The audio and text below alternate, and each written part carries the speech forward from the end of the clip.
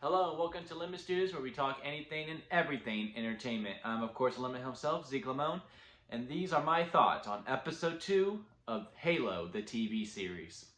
So, going back to what we talked about in episode 1, I'm a very casual Halo fan. I enjoyed playing the games as a kid. I only really played the first 3, and I didn't really care for the story as a child. I just like going pew pew to everything and slice with that awesome sword. So I didn't really know much lore. So I posted last week's video, right?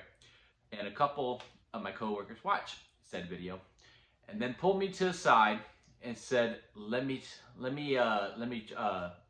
teach you some lessons here on Halo." So I have learned some things about it. So now I have some of a gist of things. Like now I basically know what happens to Planet Reach, which kind of put some flatness into this week's episode. But this is still a good episode nonetheless. All right. This show is doing what it needs to do. Each episode is doing what it needs to do. It makes me look forward to the following week. Like, I am excited to see how these things are playing over. A very good ending point with the Cortana stuff. Like, if this was a Netflix series and I was watching it at the time that it premieres at 2 a.m. my time, anyway, and that happens, I'm like, all right, no, I gotta fight through this sleepiness. I gotta watch one more episode. Like, I want to keep going. I want to keep going really bad. Um, but as an overall structure of the episode, I feel like it could have been a little bit better. I'm not the hugest fan of flashbacks in general within TVs and movies. In some places, it works very well, but most of the time, 7 times out of 10, it's not going to work for me. And this one didn't really work for me that well. It was cool to see that dynamic between him and number 66, and their and how they, because the guy who plays 66, the adult version anyway, is very very good actor. Like it shocks me that he doesn't have as much work as he does. And the problem with the flashback is that they literally talk about everything that was in the flashback while they are adults. And I just feel like if you take that flashback out, you take that flashback out, that 5 minutes, and sure, we have like a 35-minute episode at that point, or maybe it's 40 minutes on the dot. Then, they have these conversations like, oh, there's history there, and there's more intrigue there to me, personally, as opposed to, okay, well, we know they were going to sneak out together, and then Master Chief, or John, declined not to and tried to make him stay, but he gave him a 5-minute window to get out before he told the people. And then, he escaped, and now he has his own colony, he's a pirate, and all this stuff. Cool. All the tension between, like, okay, yeah, they comes in, oh, there he is, he's right there, okay, he's number 66. And then, then there's the talking, and they're catching up, and I'm just like, okay. Although if you would just took that flashback out, then it's like, all right, what's this character's dynamic? Why is he going to him? And then you see these conversations, and then at the end, when they have that fight of like, well, you left and all that stuff, I think that would have been more muscle to it as the structure for the structure of the show, as to having that flashback. That's really my main gripe with this episode, though. Everything else I thought was absolutely phenomenal. I do like their dynamic because, both actors are great.